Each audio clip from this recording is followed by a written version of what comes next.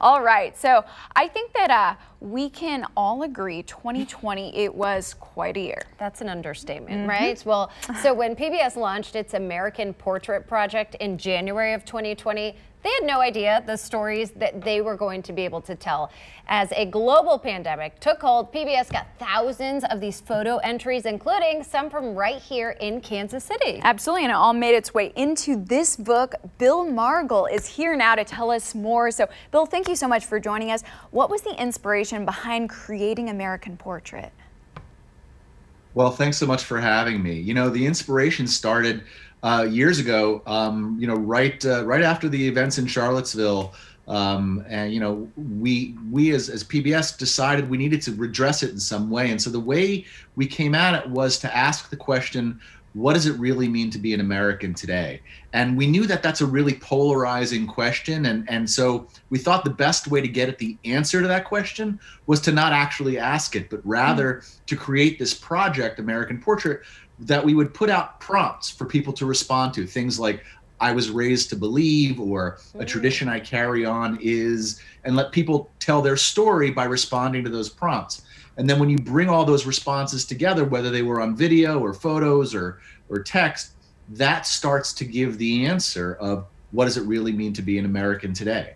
The book is just so interesting, and as we mentioned before, some of those photos that you featured were actually submitted by people right here in Kansas City.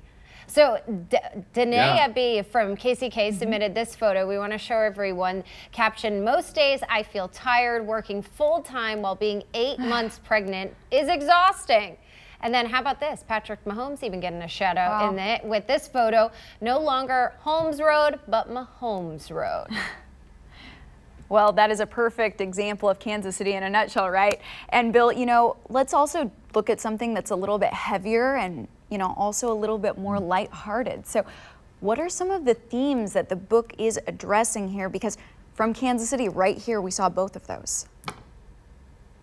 Yeah, I mean, look, you hit on something really amazing, is that we saw these themes emerge, you know, hope and resilience and struggle and family and love and faith, and all of these themes emerged organically as we started to get responses in. And so the book is divided into these sections that bring together the responses to the different prompts that illustrate those themes.